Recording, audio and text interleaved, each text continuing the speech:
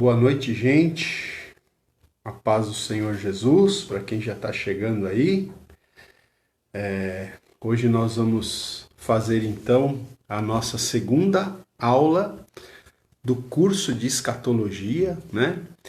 Então, seja muito bem-vindo, você que já está chegando aí para a nossa live, seja muito bem-vindo. Hoje é a nossa segunda aula de escatologia. Na nossa primeira aula, nós falamos sobre, o nosso tema foi os sinais dos tempos, né? A gente falou então sobre,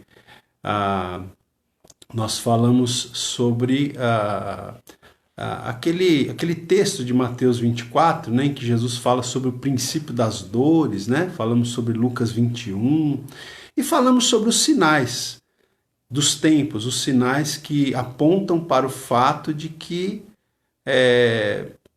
Jesus em breve virá, né? Nós temos visto aí os sinais dos tempos, os sinais de que nós estamos chegando, né, no final, nos finais dos tempos, tá? Bom, gente, hoje a nossa aula vai ser sobre um tema bem interessante, né, que é o seguinte.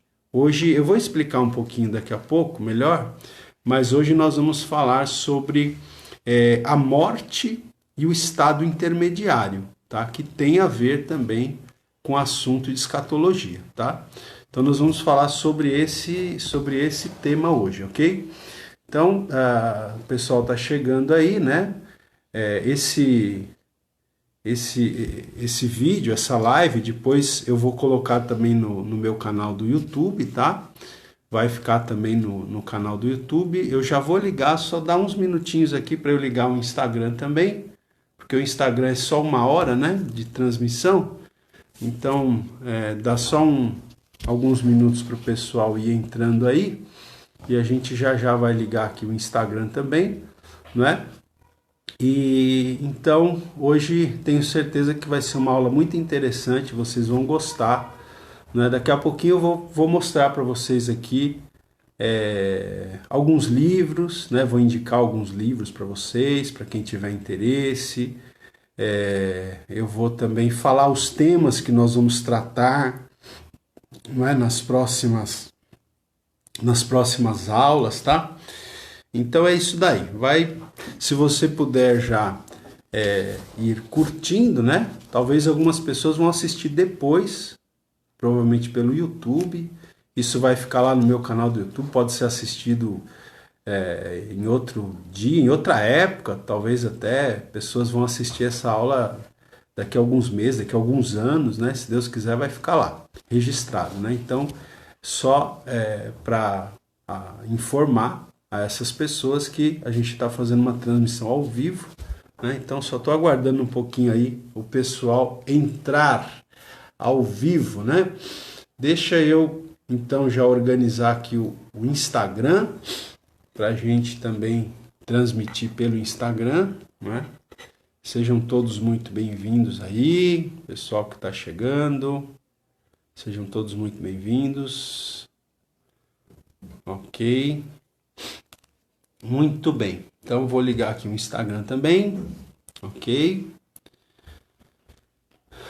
então muito bem, então estamos ao vivo pelo Instagram também.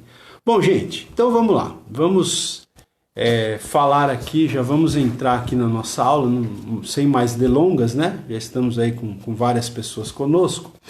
Então é o seguinte, pessoal, nós, como eu disse a princípio, na aula passada, nós falamos sobre os sinais dos tempos, nós falamos sobre o princípio das dores, né? Aquilo que Jesus chamou no sermão escatológico ali de Mateus 24, de Lucas 21, né, de Marcos 13, aquilo que Jesus chamou de o princípio das dores.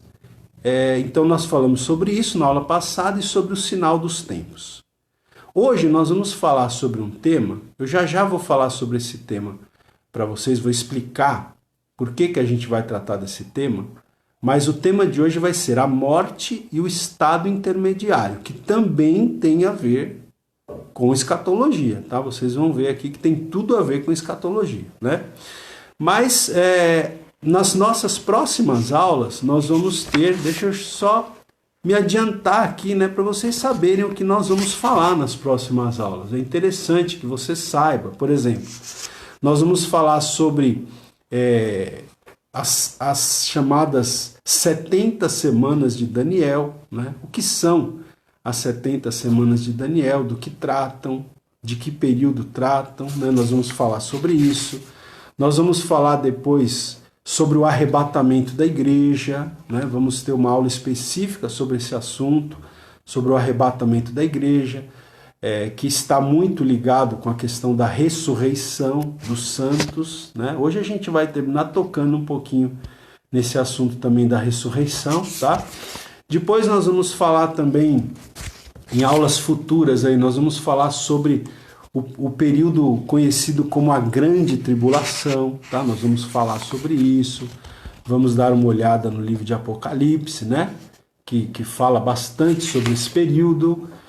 Nós vamos falar também sobre as interpretações, os sonhos e as visões do profeta Daniel, porque não tem como a gente estudar escatologia sem olhar para o livro do profeta Daniel, tá? O livro do profeta Daniel e o livro de Apocalipse, eles caminham juntos, né? E, obviamente, caminham juntos com outros textos, como os sermões escatológicos de Jesus, que a gente citou a semana passada, como alguns textos escatológicos nas cartas do apóstolo Paulo, tá? Em outras epístolas. Então, é isso. Então, nós vamos estudar também, mais à frente, um pouquinho no livro de Daniel, nós vamos estudar as interpretações, os sonhos e as visões de Daniel, tá? Nós vamos falar, também vamos ter uma aula para falar sobre o anticristo, tá? Essa figura chamada anticristo, sobre essa figura chamada de falso profeta, né? Porque lá no livro de Apocalipse nós temos duas bestas, né? Uma que emerge do mar e uma que emerge da terra. Então nós entendemos que uma se refere ao anticristo, um líder político mundial que vai surgir, e outra se refere ao falso profeta, que vai ser uma espécie de sacerdote do anticristo, né? Vamos dizer assim, um sacerdote maligno, né? Nós vamos ter uma aula também para falar sobre o milênio, né? Sobre os 1000 anos. Nós vamos ter uma aula para falar sobre o juízo final. Olha quanto assunto, gente. Nós vamos ter uma aula para falar sobre o estado final, né? O estado final, que depois do milênio nós temos o assim chamado estado final ou estado eterno, né? Dependendo aí do teólogo, do autor, tá? Então, eu quis mostrar para vocês aqui quanto assunto nós temos para tratar nesse curso, tá? E com a permissão de Deus nós vamos fazer isso. Hoje nós vamos tratar de um assunto que alguns teólogos chamam de escatologia, escatologia individual, tá? Por quê? A escatologia ela pode se dividir em escatologia geral e escatologia individual. Então, nós vamos, ao longo do curso, gente, nós vamos definindo os termos, tá? Eu falei para vocês também, é importante ressaltar isso aqui, eu já falei na aula passada, que a perspectiva que eu adoto, né, a perspectiva teológica, o ponto de vista teológico que eu adoto é o pré-milenismo pré-tribulacionista, tá? O pré-milenismo pré-tribulacionista. Mas para quem não tem muita familiaridade com esses termos teológicos, a gente vai falar sobre isso também nas próximas aulas. A gente vai explicar, né, as visões milenistas, né, que são o pré-milenismo, o amilenismo e o pós-milenismo. Tá? A gente vai explicar isso à frente. Então, eu só quero mostrar para vocês como esse assunto é vasto. Tem muita coisa que a gente pode abordar. E nós vamos falar também sobre as correntes tribulacionistas, né? Como o pré-tribulacionismo, o mid-tribulacionismo e o pós-tribulacionismo. A gente vai explicar isso nas próximas aulas, mas eu quero sempre deixar aqui claro que a minha posição é a visão pré-milenista, pré-tribulacionista, tá? Bom, Vamos lá, então, como eu estava falando, definindo aqui, vamos definir, né, os termos teológicos aqui. Então, por exemplo, existe, então, segundo alguns teólogos, aquilo que a gente chama de escatologia geral e escatologia individual. Então, eu vou ler aqui, eu estou com esse livro aqui, hoje a aula vai ser baseada em muitas informações desse livro aqui, chamado Teologia Sistemática, do Louis Berkhof, tá? Louis Berkhof, tá? Então, ele diz aqui o seguinte, olha, eu vou ler aqui uma frase dele. Ele diz assim: é costume falar da série de eventos ligados ao retorno de Jesus Cristo e ao fim do mundo como constituindo a escatologia geral, uma escatologia que diz respeito a todos os homens. Então, o que é a escatologia geral? Qual que é a definição? Eu vou aqui mostrar a diferença entre escatologia geral e escatologia individual, tá? Então, a escatologia geral fala da série de eventos ligados ao retorno de Jesus e ao fim do mundo. Então, esses eventos, né? Arrebatamento, grande tribulação, segunda vinda propriamente dita, milênio, estado eterno, né, juízo final, estado eterno e tal. Essa série de eventos, então, isso daí é chamado de escatologia geral, tá? Escatologia geral. É uma escatologia que diz respeito a todos os homens, a todos os seres humanos. Por isso é chamado de escatologia geral. Mas existe também a escatologia individual, tá? A escatologia individual, então, na definição aqui desse autor, ele diz o seguinte: as coisas referentes à condição do indivíduo entre a sua morte e a ressurreição geral pertencem à escatologia pessoal ou individual. Então, a escatologia pessoal ou individual, ela tem a ver com o quê? Ela tem a ver com a condição do indivíduo, a condição da pessoa, de cada pessoa, entre a morte física e a ressurreição do corpo, tá? Porque é isso que a gente vai tratar hoje aqui, desse estado, né? Que na escatologia é chamado de estado intermediário. Por quê? Porque existe aí um estado intermediário, existe uma espécie de um hiato, vamos dizer assim, entre a morte física e a ressurreição. Não é? O que a Bíblia ensina sobre esse estado intermediário? É isso que a gente vai ver hoje. Não é? Qual é a condição, não é? Do salvo? Qual é a condição do não salvo? Né, nesse estado intermediário entre a morte física e a ressurreição do corpo. Tá certo? Então é disso que a gente vai falar hoje. E isso aqui, na teologia, é chamado de escatologia individual, tá? Ok? Então, termos aí definidos, vamos então para o nosso estudo propriamente dito. Bom, gente, nós vamos começar falando sobre a morte, tá? A morte física, tá? A natureza da morte física. Então nós vamos ler vários textos hoje, é importante que você tenha aí a sua Bíblia aberta, ok? Então, a natureza da morte física. Eu estou com o meu esboço aqui, inclusive depois eu vou disponibilizar isso no meu blog, tá? Eu já estou organizando para colocar esses esboços lá no blog do pastor Ronaldo Guedes Bezerra. Basta você procurar no Google lá o blog do pastor Ronaldo Guedes Bezerra, que logo a gente vai colocar, né? Vou ver se consigo amanhã já, colocar esses esboços das 2 primeiras aulas lá no blog, ok? Então, vamos lá. Nesse esboço você vai ter os textos bíblicos, tá? Vai tá tudo lá. Então, veja, de acordo com a Escritura Sagrada, gente, a morte física é o término da vida física, né? É o término da vida física pela separação do corpo e alma, tá? Então, quando uma pessoa morre, o que acontece? Acontece a separação entre o corpo e a alma, tá? Então aqui, o que acontece, gente? O corpo é a matéria, tá? O corpo é aquilo que a gente chama de parte material. E a alma é a parte imaterial do ser humano, tá? Aqui também seria interessante depois, né, um estudo mais detalhado sobre o que na teologia também é chamado de dicotomia e tricotomia, tá? São vários termos, né? Mas é importante que nós cristãos vamos aos poucos nos familiarizando com esses termos, né? Então, o que é dicotomia e tricotomia, né?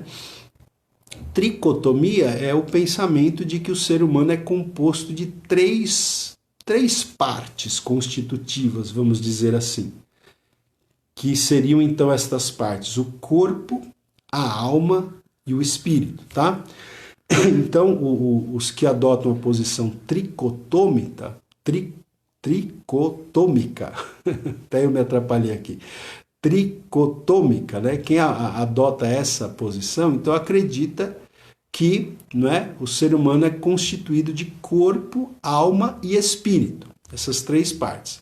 Os dicotomistas acreditam que a alma e o espírito são uma coisa só, tá? A alma e o espírito são uma coisa só. Eu, particularmente, penso que são duas coisas distintas, tá? A alma e o espírito, para mim, são duas coisas distintas. Há aqueles que acham que é uma coisa só.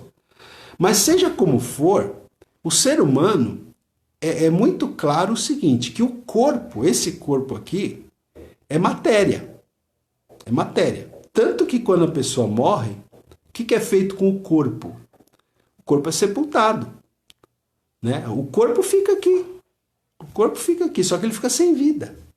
Mas ele está aqui, né? Então, ele é sepultado, até porque se não for sepultado, né?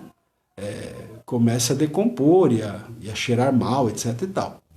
Mas, além dessa parte material, o ser humano é constituído de uma parte imaterial, que não é feito de matéria. Então, a alma e o espírito são a parte imaterial do ser humano, tá? Então, vamos lá, vamos ler alguns textos bíblicos aqui. Por exemplo, Eclesiastes, indo aqui para Eclesiastes, Eclesiastes capítulo 12, tá? Vamos lá. Eclesiastes 12, olha o que diz aqui o texto bíblico. Eclesiastes 12, versículo 7, diz assim, olha,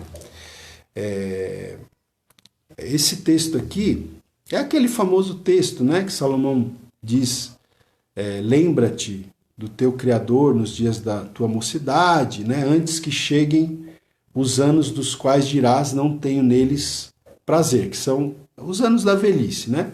E aí ele vai descrevendo a velhice, e aí depois ele chega aqui no versículo 7, Eclesiastes 12, 7, ele diz assim: e o pó volte à terra, como o era.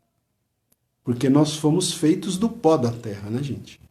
O nosso corpo foi feito do pó da terra, como diz a Escritura, já vamos ler lá. Então ele diz aqui: e o pó volte à terra, como o era, e o espírito volte a Deus que o deu. Então veja, corpo, pó, volte à terra, e o espírito volte a Deus que o deu, né? Ou seja, a parte material e a parte imaterial, tá? Vamos ler outro texto aqui, que é Gênesis. Gênesis, também outro texto clássico, né? Muito conhecido. Gênesis, capítulo 2, versículo 7, que diz o seguinte, olha, Gênesis 2, 7, que fala da criação, a criação do homem, né? Da formação do homem. Então, o texto bíblico diz: então formou o Senhor Deus ao homem do pó da terra, olha aí. Um texto correlato com Eclesiastes 12, 7, que a gente leu agora há pouco. Aqui é Gênesis 2, 7. formou o Senhor Deus ao homem do pó da terra e lhe soprou nas narinas o fôlego de vida. E o homem passou a ser alma vivente, né? Então, inicialmente, quando Deus criou o homem, a gente tem a impressão seguinte: tinha um corpo lá, formado do pó da terra, mas estava sem vida. Mais ou menos como um corpo fica depois da morte, né? Deus criou lá o Adão, né? O primeiro ser humano, e o corpo dele foi feito do pó da terra e estava lá sem vida. Aí o texto diz que o Senhor soprou nas narinas o fôlego de vida. E aí então, né? O fôlego de vida aqui, uma provável referência ao Espírito, né? Que Deus é quem dá. E aí o homem se tornou alma vivente, tá certo? Então você tem aqui claramente nas Escrituras, né? Por exemplo, a gente tem aquele texto também de Tiago, capítulo 2, 26, quando ele está falando sobre a necessidade das boas obras para confirmar a fé salvadora, né?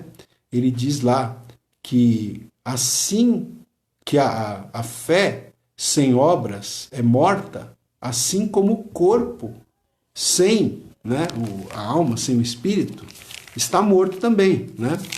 Vou ler lá porque é melhor a gente ler para não falar um termo errado, né? 2:26, ele diz assim, ó, porque assim como o corpo sem espírito é morto, assim também a fé sem obras é morta. Mas para a gente interessa essa primeira parte aqui, ó. Ele diz que o corpo sem o espírito é morto. O corpo, né, sem o espírito, sem esse fôlego de vida, sem essa parte imaterial, ele é morto. Então, quando uma pessoa morre, acontece exatamente isso, né? A parte material é separada da parte imaterial, tá? Ocorre essa separação aí, tá? Então, essa é a natureza da morte física, tá, gente? Essa é a natureza da morte física. Bom, vamos lá, vamos seguir aqui. Agora, é interessante também a gente entender que, biblicamente, nós temos uma relação entre o pecado e a morte. Tá? Nós temos uma relação entre o pecado e a morte. A Bíblia sempre liga o pecado à morte, né? Por exemplo, nós temos muitos textos aqui, gente, eu gostaria de ler, mas infelizmente o tempo não vai nos permitir, tá? Porque tem muita coisa para falar aqui. Mas vamos, pelo menos alguns textos nós vamos ler. Gênesis 2:17. Gênesis 2:17 diz, né, diz o quê? Olha, mas da árvore do conhecimento do bem e do mal não comerás. Por quê? No dia em que dela comeres, certamente morrerás. Tá? Então a morte aqui, né? A Bíblia sempre liga a morte ao pecado. Né? Aqui a gente está vendo, Deus falou que no dia em que eles comessem da árvore lá, do conhecimento do bem e do mal, né?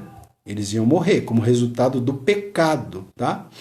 Nós temos também um texto clássico, né? Um texto clássico que é Romanos 5:12, que diz o seguinte, olha, Romanos 5:12 diz o seguinte, o apóstolo Paulo escreveu, portanto, assim como por um só homem entrou o pecado no mundo, e pelo pecado a morte, assim também a morte passou a todos os homens, porque todos pecaram. Então você vê aí uma correlação muito próxima entre o quê?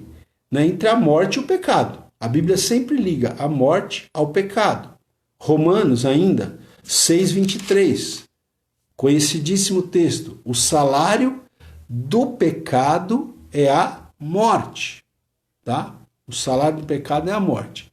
Então, gente, é isso, né? Uma coisa que a gente tem que entender aqui, a relação entre o pecado e a morte. Então, a Bíblia sempre liga a morte ao pecado. Conforme eu li aí, teríamos outros textos, não teremos tempo de falar. Agora, uma coisa importante da gente entender é o seguinte, que a morte ela não é natural ao homem, né?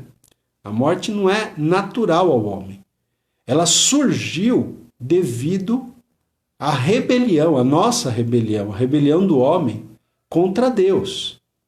Tá? Foi assim que a morte surgiu, né? Tanto que para nós, a gente fala que a morte não é natural porque quando morre alguém, né, próximo, a gente percebe o quanto a morte é uma espécie de uma agressão, né? A gente sente muito, né, a partida de pessoas queridas, porque a morte não é natural ao homem, né? A morte ela surgiu, tá, devido à rebelião do ser humano contra Deus. A morte ela é uma forma de juízo de Deus, ok? É uma forma de juízo de Deus. Agora, importante aqui o que eu vou dizer. Embora a morte seja inevitável, né? Embora a morte seja inevitável, ela não é o fim de tudo, tá? Para nós cristãos, embora a morte seja inevitável, ela não é o fim de tudo. Porque a Escritura, ela ensina claramente uma existência continuada, tanto dos justos como dos ímpios, após a morte. Tá? Então a Bíblia ensina, né, uma existência continuada, tanto dos justos como dos ímpios após a morte. Tá? Então, por exemplo, vamos ver alguns textos aqui que falam sobre a continuidade, vamos dizer assim, da existência dos justos após a morte. Tá? Então, vamos lá. Por exemplo, nós temos aqui Mateus capítulo 10, versículo 28. Vamos ler aqui rapidamente. Mateus capítulo 10, versículo 28, que diz assim, olha. Mateus 10, 28. Jesus disse: não temais os que matam o corpo e não podem matar a alma. Né? Então aqui está falando de... É uma doutrina bíblica que se chama imortalidade da alma, tá, gente? Imortalidade da alma, tá?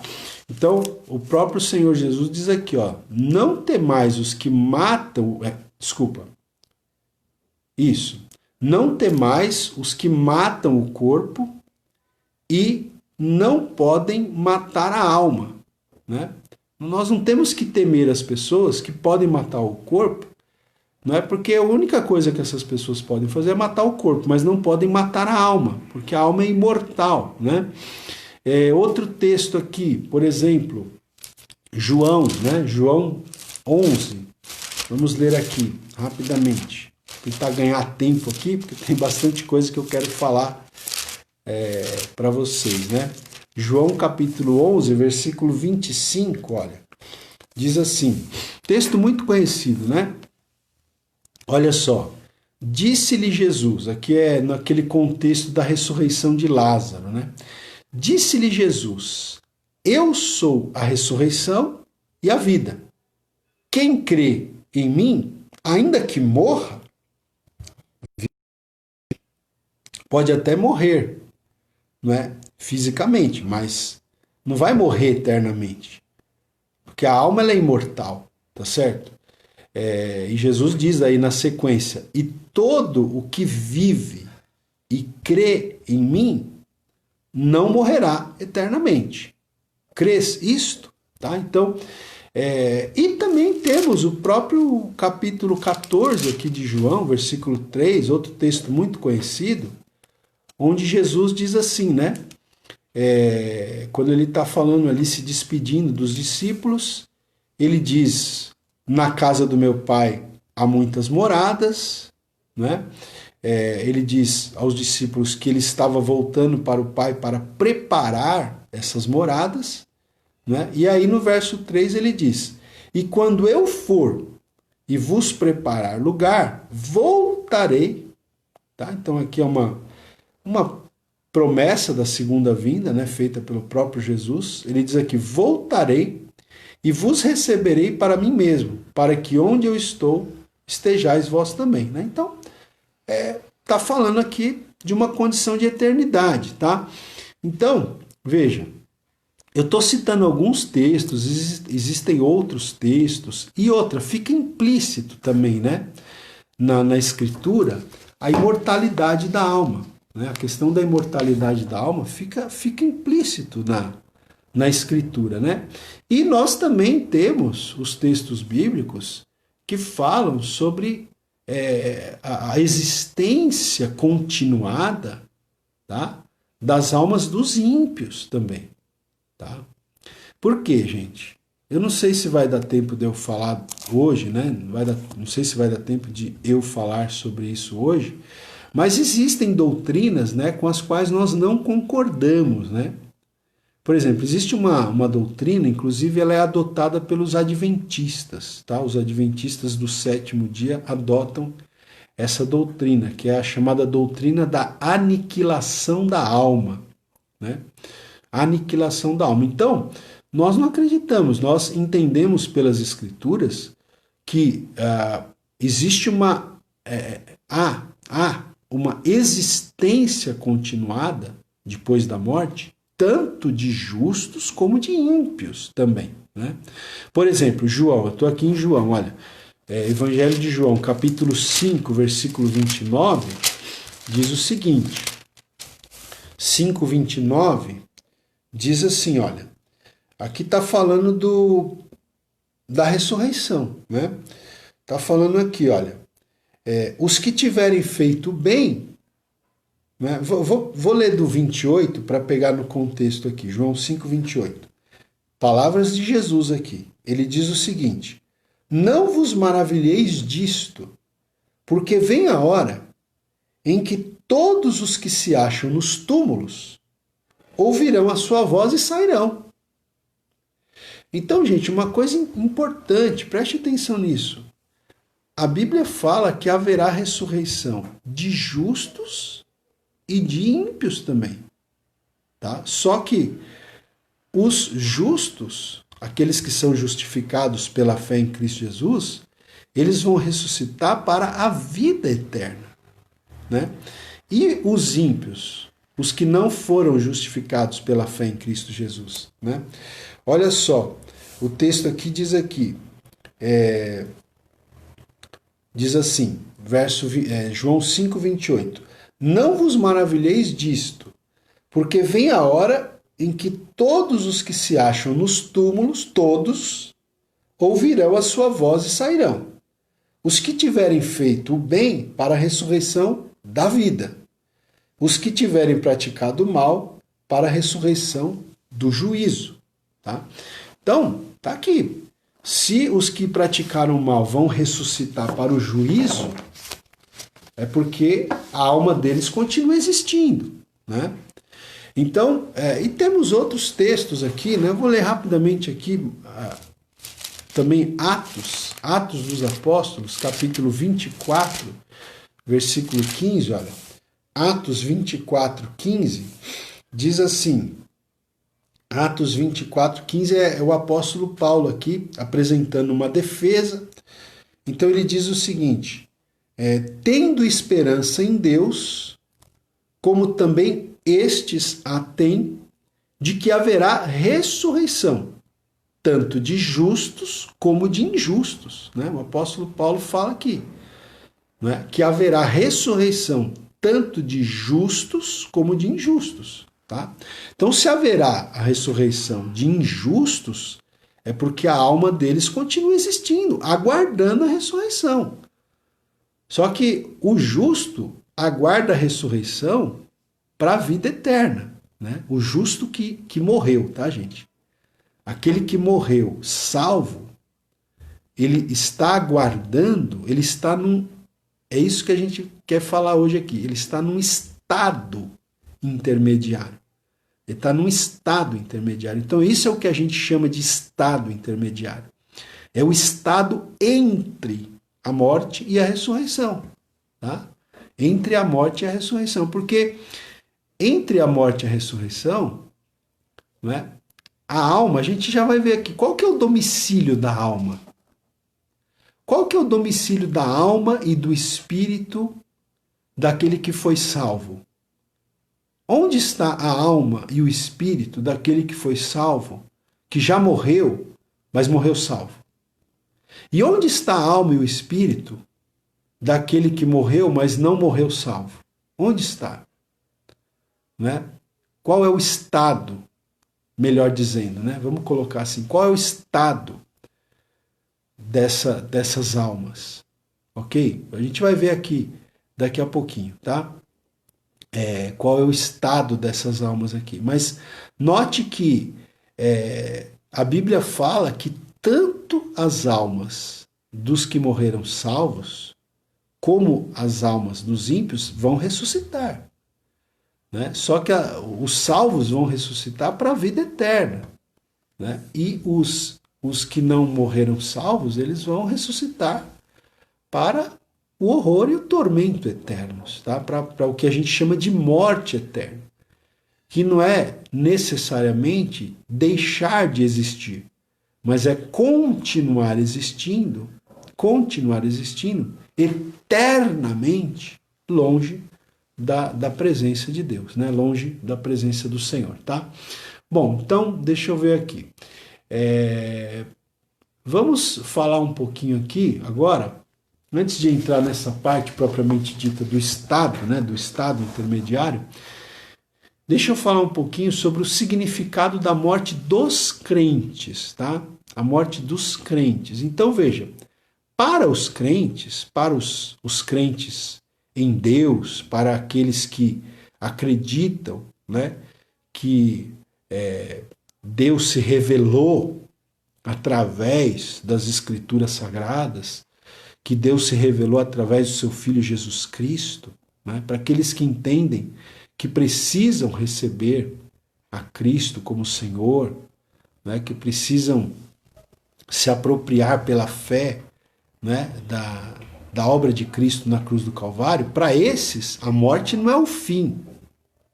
A morte é o início de uma vida perfeita. Tá? Então, para o cristão, para aquele que nasceu de novo em Cristo Jesus, a morte não é o fim. A morte é o começo, é o início de uma vida perfeita, de uma vida bem-aventurada. Tá? Então, os salvos em Cristo, eles adentram a morte, eles enfrentam a morte com a certeza de que o aguilhão da morte já foi retirado, como o apóstolo Paulo fala aqui em 1 Coríntios 15. Né?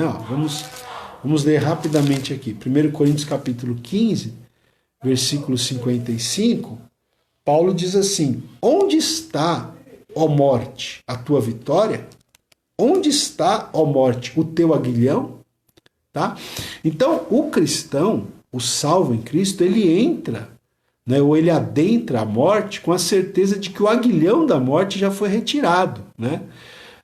Essa palavra aguilhão, na nova tradução na linguagem de hoje, é traduzido como poder de ferir. O poder de ferir da morte já foi retirado, né? Para o cristão, para aquele que crê em Cristo Jesus. E o cristão acredita que a morte, para ele, é a porta do céu. Tá? Então, para o crente, para o salvo em Cristo Jesus, a morte é a porta do céu, vamos dizer assim. Né? Eles sabem que até os seus corpos serão finalmente arrebatados do poder da morte, para estarem para sempre com o Senhor. Esse ponto aqui é muito importante, gente. Porque veja, quando uma pessoa morre, né, vamos dizer, quando uma pessoa morre salva em Cristo Jesus, então tudo bem, a gente sabe de tudo isso que a gente acabou de falar aqui, né? Que a morte não é o fim, é o início de uma vida perfeita, a morte é a porta para o céu, mas o corpo da pessoa que morreu continua sepultado e continua se decompondo lá no túmulo, tá certo? Mas o cristão, o salvo em Cristo Jesus, ele sabe, ele tem a convicção, né, de que até o seu corpo vai ressuscitar. Não é? Como diz aqui esse texto, sabem que até os seus corpos serão finalmente arrebatados do poder da morte, para estarem para sempre com o Senhor. Então vamos ler aqui, eu vou explicar melhor isso, mas vamos ler aqui 2 textos bíblicos. O primeiro é Romanos capítulo 8, versículo 11. Tá? Romanos 8, 11. Olha só o que diz aqui o apóstolo Paulo aqui. Romanos 8, 11. Né? Diz assim, olha. Romanos 8, 11. Diz o seguinte. Se habita em vós o Espírito, aqui uma referência ao Espírito Santo, né? Se habita em vós o Espírito daquele que ressuscitou a Jesus dentre os mortos, quem é aquele que ressuscitou a Jesus dentre os mortos? É Deus, o Pai. Né? Então, se habita em vós o Espírito Santo, o Espírito daquele, o Espírito de Deus, daquele que ressuscitou a Jesus dentre os mortos, esse mesmo que ressuscitou a Cristo Jesus dentre os mortos, vivificará também o vosso corpo mortal, por meio do seu Espírito, que em vós habita. Né? Então ele está dizendo aqui, né, que esse mesmo Deus, né, que ressuscitou a Cristo dentre os mortos, vivificará também o nosso corpo por meio do Espírito Santo que em vós habita. Tá? Então, gente, essa doutrina aqui é uma doutrina maravilhosa, né? A doutrina da ressurreição. Para nós cristãos, para aqueles que nasceram de novo em Cristo Jesus, essa é uma doutrina maravilhosa. Né? Porque é como Jesus, né? Ele está até fazendo um paralelo aqui. Né? Jesus, quando ele ressuscitou, ele já ressuscitou com um corpo glorioso. Né? Jesus já ressuscitou com um corpo incorruptível, tá certo? Um corpo glorioso. E nós, quando ressuscitarmos, né, nós também vamos ressuscitar. Né? Não mais, o apóstolo Paulo fala isso muito claramente em 1 Coríntios capítulo 15, né? Depois você leia lá o texto, ele fala claramente sobre isso.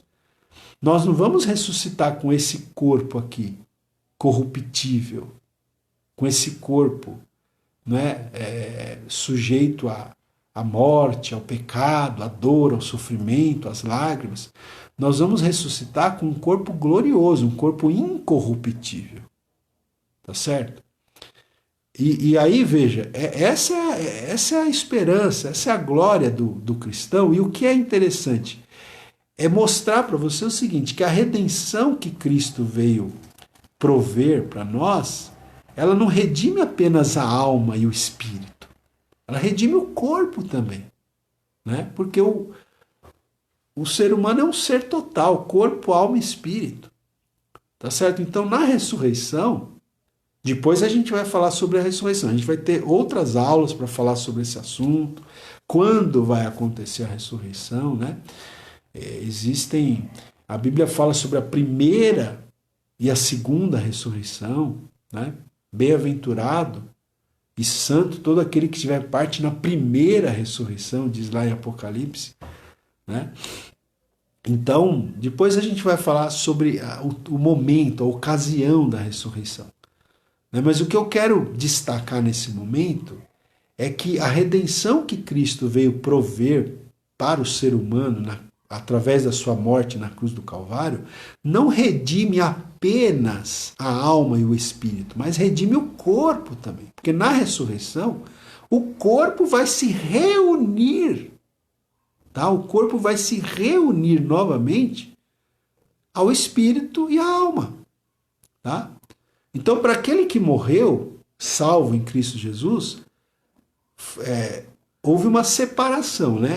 A matéria foi sepultada e a parte imaterial, então a gente já vai ver aqui o estado da parte imaterial, já.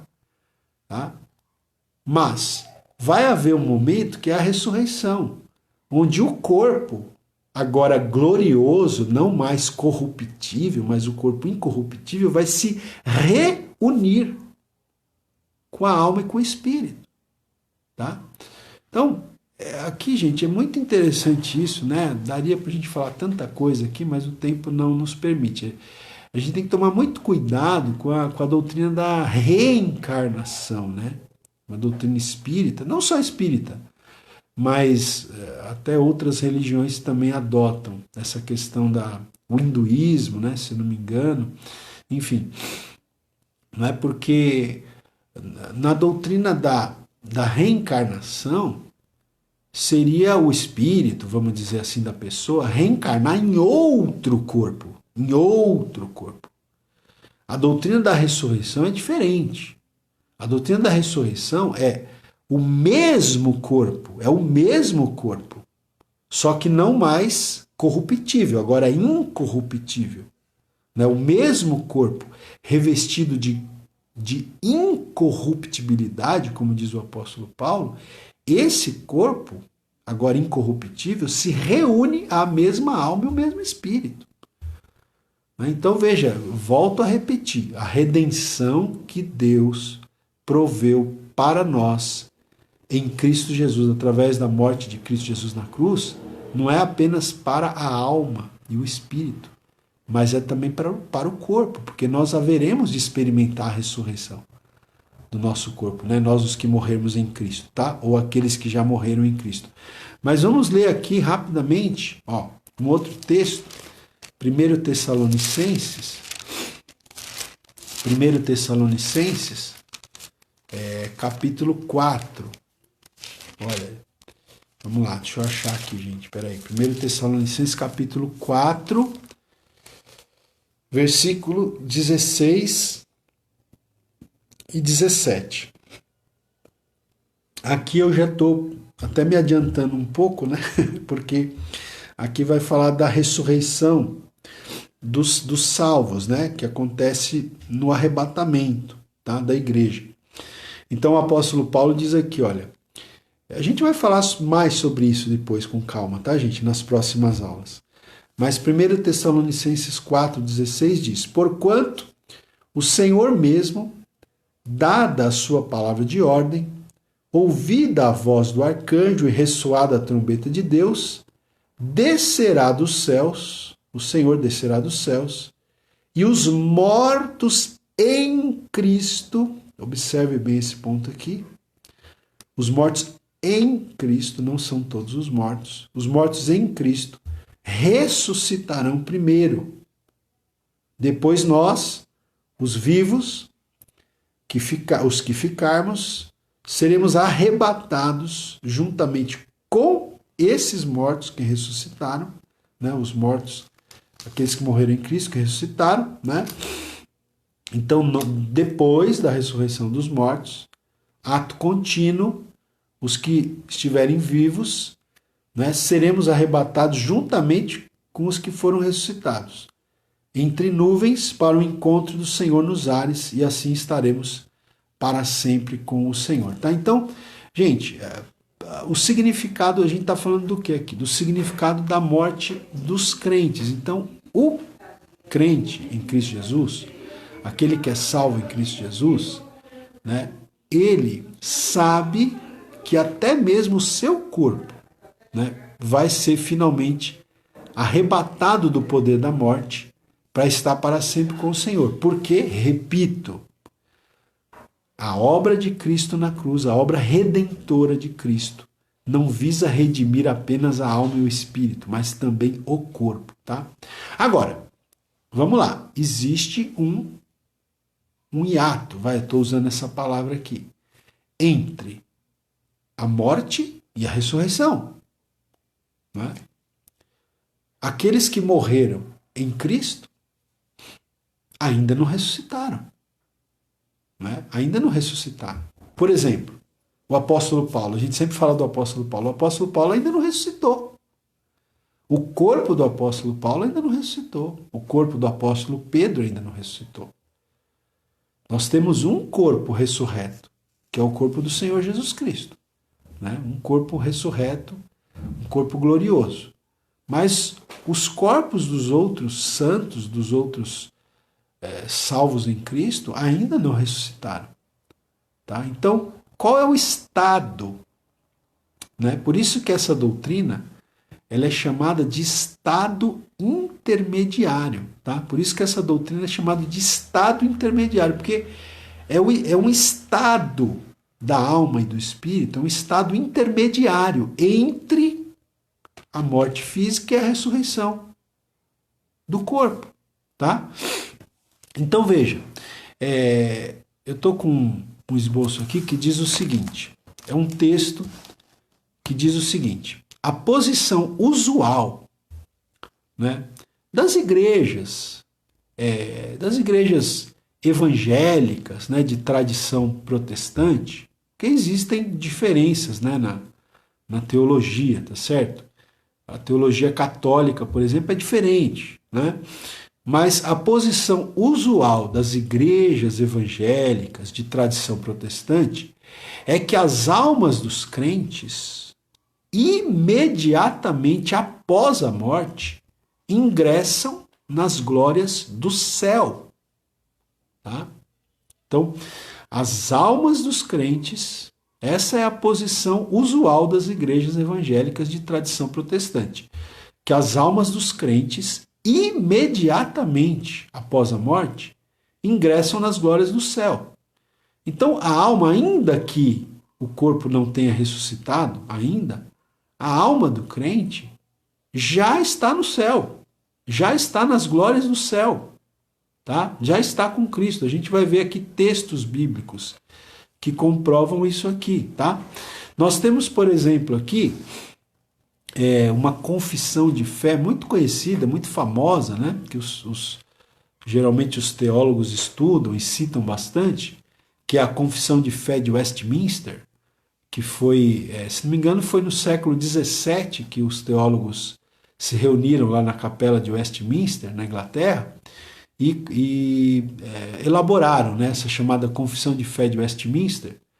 Diz o seguinte: na morte, as almas dos justos, sendo então aperfeiçoadas em santidade, são recebidas no mais alto dos céus, onde vem a face de Deus em luz e glória, esperando a plena redenção de seus corpos. Estão esperando a plena redenção dos seus corpos, a ressurreição. Mas já estão aonde? São recebidas no mais alto dos céus, não é? Onde vem a face de Deus em luz e glória, aguardando a redenção dos seus corpos. Tá? Essa aqui é um texto da famosíssima Confissão de Fé de Westminster. Tá? Então, gente, vamos lá. Olha só, vamos ver alguns textos bíblicos aqui rapidamente sobre isso. 2 Coríntios 5:8. 2 Coríntios 5:8, tá? Deixa eu ver aqui, peraí. 2 Coríntios, capítulo 5, versículo 8, né? Então, veja, deixa eu explicar uma coisa aqui. Às vezes, algumas pessoas imaginam que existe um lugar, né? Um lugar intermediário, tá? Para onde as almas vão e ficam aguardando a ressurreição do corpo.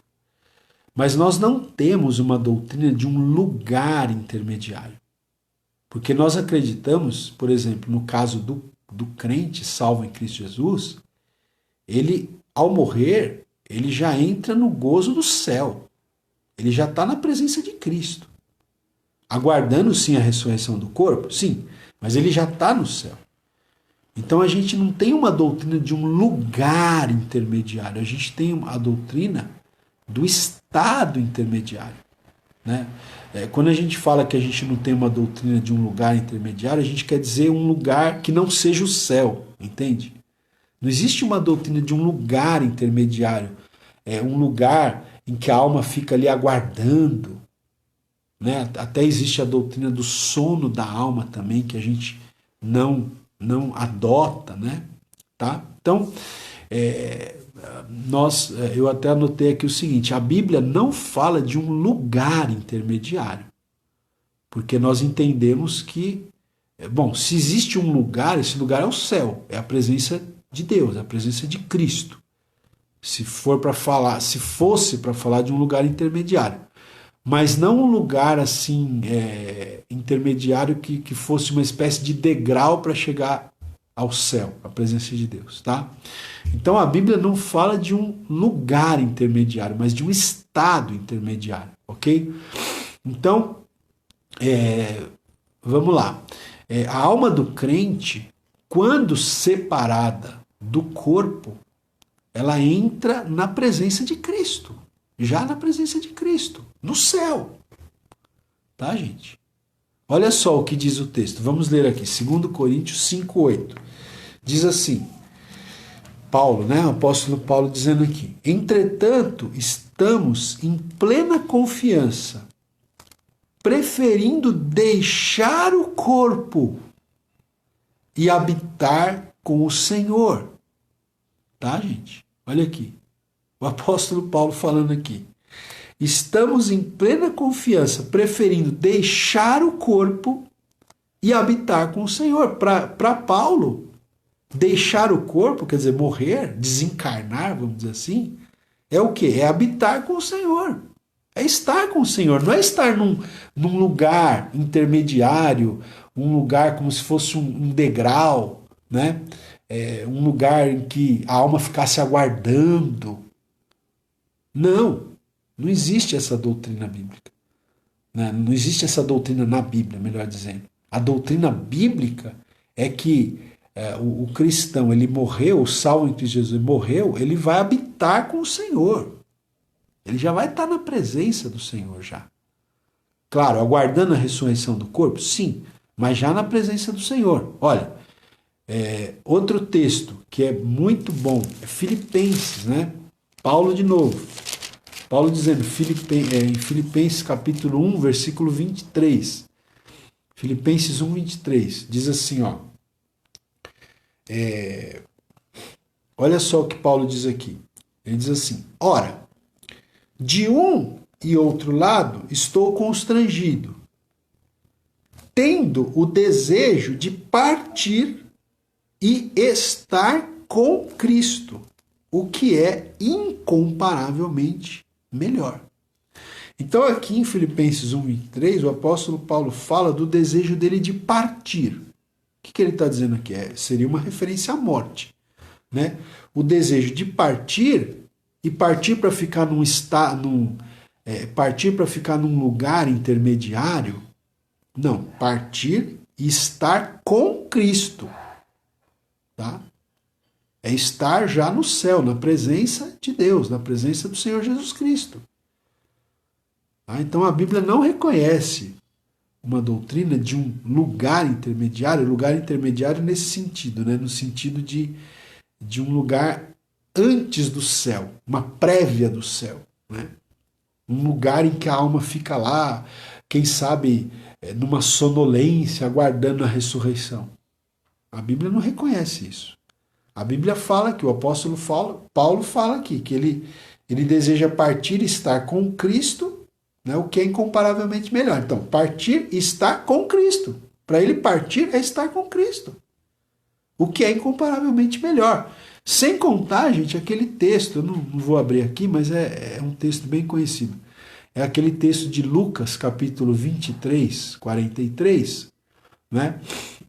23, 43 de Lucas, onde Jesus disse para o ladrão, lembra? Os dois ladrões, né, que foram crucificados ali junto com Jesus, e um deles se arrependeu ali no último momento, né? Teve um arrependimento sincero. O que Jesus falou para ele? Hoje mesmo estarás comigo no paraíso. Jesus não falou para ele, você vai entrar num lugar aí intermediário, a sua alma vai ficar lá numa sonolência e tal, e aí na ressurreição, depois que você ressuscitar, você vai estar comigo. Não. Jesus falou para aquele ladrão arrependido, hoje mesmo estarás comigo no paraíso. Tá? Então, por quê? Porque esse para nós é o estado intermediário. Qual é o estado intermediário?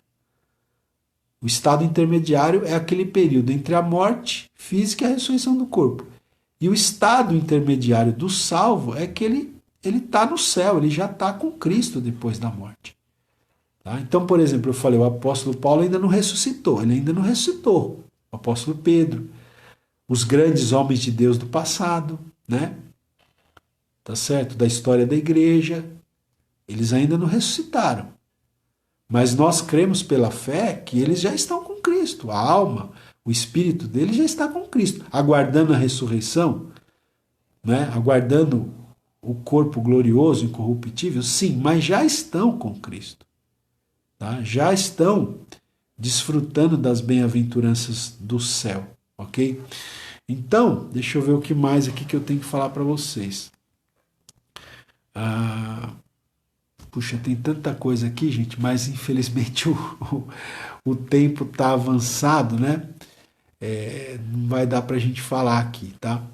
Mas vamos lá, vamos seguir aqui. Olha, outra coisa que é muito interessante, que as pessoas têm dúvida, né? Tem muitas pessoas que têm dúvida sobre essa questão, né? Que é o seguinte, tá? Esse estado intermediário entre a morte física e a ressurreição do corpo, esse estado intermediário em que o salvo, né? O salvo, daqui a pouco a gente vai falar dos ímpios, tá? Segura aí, daqueles que morreram sem salvação. Tá? Mas esse estado intermediário em que a alma, o espírito do salvo já está com Cristo no céu, tá? Esse estado é um estado de consciência, né? O salvo que está com Cristo, ele tem consciência de quem ele foi, né? Gente, quem está no Instagram, infelizmente vai acabar a transmissão em 2 minutos, então se der para você pular para o meu Facebook, tá? É Ronaldo Guedes Bezerra, tanto perfil pessoal quanto página, tá? É que a transmissão no Instagram é 1 hora, então infelizmente não tem como continuar aqui no Instagram, tá bom? Então vamos lá. Vamos lá para a gente caminhar para o final aqui, ok? Então veja lá, esse estado intermediário é um estado de consciência, né? A pessoa fica consciente, o salvo, ele está consciente. Então veja, nós temos que, eu vou aqui ler o meu esboço aqui, que diz o seguinte, olha, a gente vai ver os textos bíblicos também, tá? O estado futuro dos crentes após a morte é um estado no qual os crentes estão verdadeiramente vivos e plenamente conscientes. Tá? Embora não aconteceu ainda a ressurreição, o crente está plenamente vivo, está verdadeiramente vivo e consciente, sim, tem consciência. Né? Uma das provas bíblicas disso, gente, é a parábola, né? A parábola do rico e Lázaro. A gente não vai ter tempo de ler aqui, mas está em Lucas, capítulo 16, tá? Para quem quiser ler depois, Lucas, capítulo 16, do versículo 19 ao 31. Nós temos lá a parábola do rico e Lázaro, que falam que os dois morreram, né? O Lázaro foi para o seio de Abraão, né? Que se entende o seio de Abraão, né? É entendido como um sinônimo para o céu, tá certo? Um sinônimo para o céu, tá? Uma outra expressão para designar o céu, tá certo? Então veja, o Lázaro, ele morreu e foi para o seio de Abraão. Mas o rico foi para o inferno, né? Algumas traduções trazem Hades, outras trazem inferno, tá certo? E o texto deixa claro que eles têm consciência, né? Depois da morte, né? Tem consciência, né? Então aqui no meu esboço eu digo aqui, o rico e Lázaro participam de uma conversação depois da morte, na parábola. Então significa que há consciência, né? E o autor que eu estou seguindo aqui, ele ainda vai dizer o seguinte aqui, olha, ele diz assim, Paulo descreve o estado, né? O estado desencarnado, esse estado intermediário, Paulo descreve esse estado como habitar com o Senhor, conforme nós já vimos aqui, né? Ele fala desse estado como habitar com o Senhor, né? E como uma coisa preferível à vida presente. Tanto que ele diz que estar com Cristo é incomparavelmente melhor. Então é preferível a essa vida presente aqui, né? Aí o Luiz Berkoff, ele argumenta o seguinte, de certo que dificilmente o apóstolo Paulo falaria desta maneira acerca de uma existência inconsciente, o que seria uma virtual não existência, né? Veja, dificilmente o apóstolo Paulo falaria que estar com Cristo é incomparavelmente melhor se fosse uma existência sem consciência, se fosse uma existência inconsciente, em que a pessoa não tivesse consciência de quem ela era, dos acontecimentos que se deram com ela na face da terra, do que ela estava aguardando, tá? Então nós entendemos que no estado intermediário, o salvo, ele não só está plenamente vivo, como Jesus disse, né? Jesus disse que Deus é um Deus de vivos e não de mortos. Ele é o Deus de Abraão, de Isaac e de Jacó. Ele é um Deus de vivos e não de mortos, né? Então nós cremos não somente que o salvo em Cristo ele está plenamente vivo na presença do Senhor Jesus, como ele está plenamente consciente também, tá? Até porque, né, gente, olha, esse autor diz aqui, né, que uma existência consciente, desculpa, vou repetir. Esse autor diz aqui, uma existência inconsciente seria uma virtual não existência. Se uma pessoa salva estivesse na presença de Deus, vivendo inconscientemente, isso seria virtualmente uma não existência. Então, não é muito também, vamos dizer assim, não é muito lógico também, tá? Olha, e temos também um texto que é Apocalipse, gente, Apocalipse 6, tá? Teria outros textos, tá, gente? Depois eu vou colocar o esboço lá no meu blog, aí vocês podem reler esse texto aqui com os textos bíblicos, tá? Vocês podem reler esse esboço aqui com os textos bíblicos. Eu vou ler apenas um texto aqui, que é Apocalipse, capítulo 6, versículos 9 e 10. Olha só, esse texto aqui fala dos selos, né, da abertura dos selos lá em Apocalipse. A abertura do 5º selo diz assim, olha, quando ele abriu o 5º selo, vi, aqui é o apóstolo João que está dizendo, né? Ele viu, debaixo do altar, as almas. O que ele viu? As almas. Ele não viu os corpos. Ele viu as almas daqueles que tinham sido mortos por causa da palavra de Deus e por causa do testemunho que sustentavam. Então, se tinham sido mortos, os corpos tinham ficado aqui, né? Mas João diz que viu as almas dos que tinham sido mortos por causa do testemunho. Aqui são mártires, né? Mártires que foram mortos por causa do testemunho. E verso 10, clamaram, essas almas clamaram. Clamaram o quê? Em grande voz, dizendo, até quando, ó soberano Senhor, santo e verdadeiro, não julgas, nem vingas o nosso sangue dos que habitam sobre a terra? Então veja, eles tinham consciência. Eles estão perguntando, as almas, João viu as almas, não os corpos.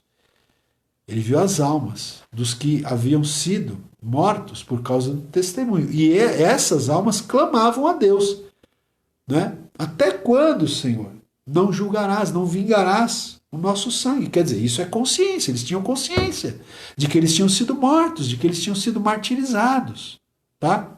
Bom, e para terminar, pessoal, Para terminar, vamos falar aqui sobre o que a Bíblia fala, então, a descrição bíblica do estado dos ímpios entre a morte e a ressurreição. Tá? Qual é o estado dos ímpios entre a morte e a ressurreição?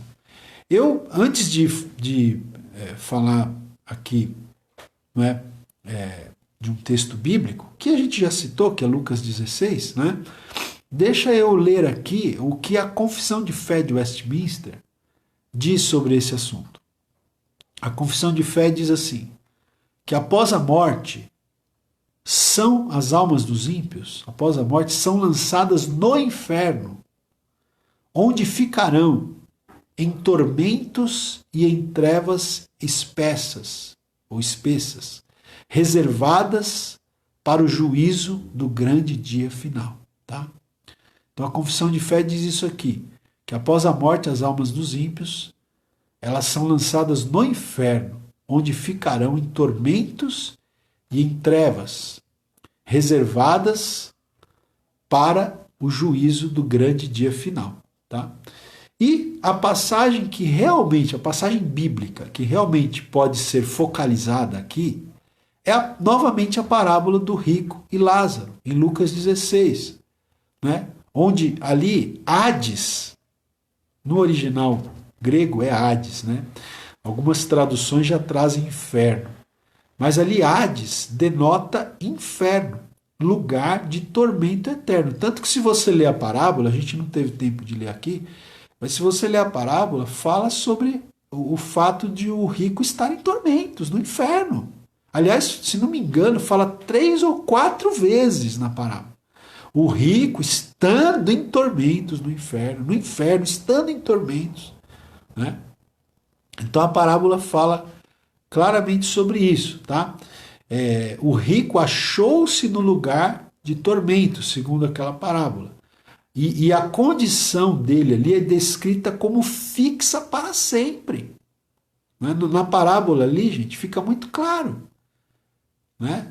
Que aqueles que estão no inferno não podem passar para o seio de Abraão. E nem o contrário. É uma condição fixa. Tá? Uma condição fixa. Para sempre. Né?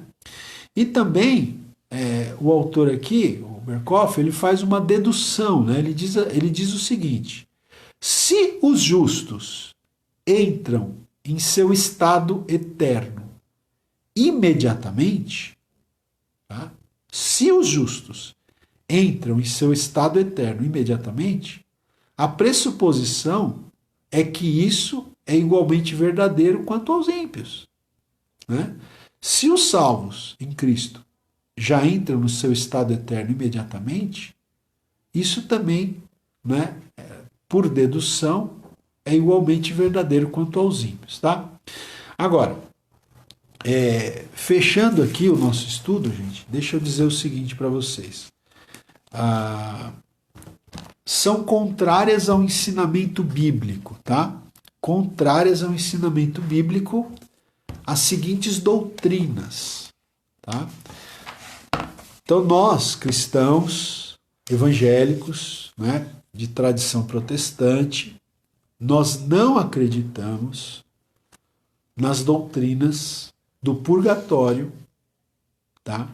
Nas doutrinas do sono da alma e na doutrina da aniquilação da alma. Tá? Porque existem outras, tá? Estou aqui falando só as mais famosas, tá? Existe aí a Limbus Patrum, Limbus Infantum, tá? E outras, tá? Sim, e outra também.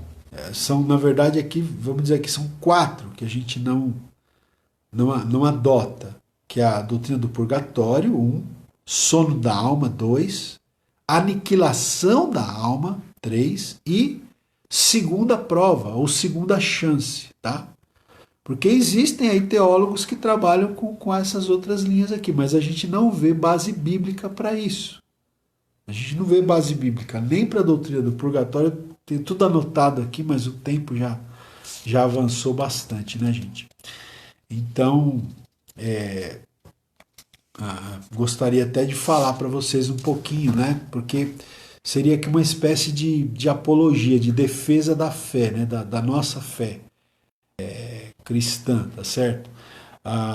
Então, existem essas doutrinas errôneas quanto ao estado intermediário, que é a doutrina do purgatório, tá? A doutrina do sono da alma, que a alma fica inconsciente, dormindo, né? A doutrina da aniquilação da alma também, e a doutrina da segunda prova, que é tipo uma segunda chance, que as almas que não aceitaram a Cristo, não se renderam a Cristo durante a existência terrena, terão uma segunda chance no estado intermediário, tá? Então nós também não vemos base bíblica para isso, ok? A gente não vai ter mais tempo aqui, gente, infelizmente, já estamos há quase 1h20 transmitindo, tá? Então, não vai ter como a gente falar sobre isso, tá? Mas eu quero, então, dizer para vocês que a gente está colocando as aulas no meu canal do YouTube também, tá bom, gente? No meu canal do YouTube, você pode depois ter acesso, ok? A essas aulas. A gente vai fazer uma playlist lá no meu canal do YouTube do curso de escatologia, tá? Então você pode depois assistir as aulas lá no meu canal do YouTube. E eu quero aproveitar para pedir, né? Se você ainda não se inscreveu lá no meu canal do YouTube, procure o meu canal aí. Você entra no YouTube e procura lá, digita lá na ferramenta de busca o meu nome, Ronaldo Guedes Bezerra, tá? Lembrando que o meu Bezerra é com S. E você vai localizar o meu canal lá. E aí eu peço que você se inscreva. Se você ainda não se inscreveu, se inscreve lá no canal. Aciona o sininho das notificações, que a gente está colocando muita coisa lá. A gente está colocando muita coisa lá no canal. Muita coisa boa, muita coisa legal, né? E a gente vai estar colocando essas aulas de escatologia também. Vamos fazer uma playlist lá, tá? Para você poder depois até compartilhar com outras pessoas. E eu vou tentar amanhã, já se for possível, colocar no meu blog do pastor Ronaldo Guedes Bezerra. Entra no Google, procura lá o meu blog.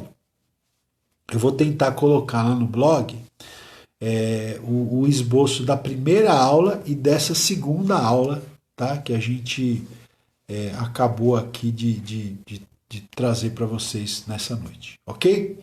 Então é isso, pessoal. E é isso aí. Agora até terça-feira, né? A gente vai fazer live amanhã cedo, né? Que é uma live mais devocional, não é muito teológica, né? Essa aqui está sendo mais teológica.